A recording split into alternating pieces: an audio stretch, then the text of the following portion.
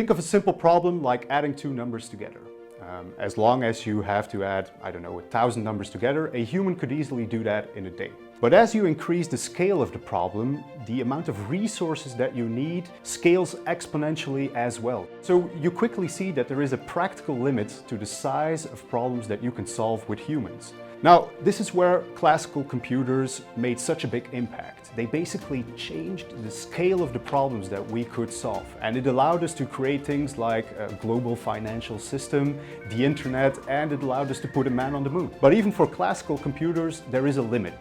And that is really where quantum computing enters the picture. Quantum computers scale even better than classical computers. And we are actually quite excited that they will evolve in a way that is similar to the classical computers that we all know and love today.